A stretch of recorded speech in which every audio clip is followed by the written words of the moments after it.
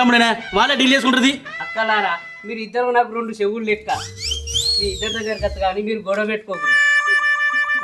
చెవులా ఏ కళ్ళు అంటే రొటీన్ ఉంటాయని చెవులు అని ఉంటుందే.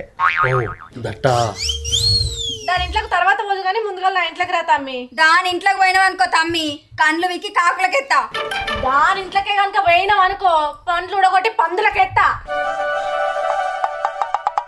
ఈ అవ్వ నేను ఎటు రాను, ఇక్కడనే ఉంటా, ఈయనే మాట్లాడురి.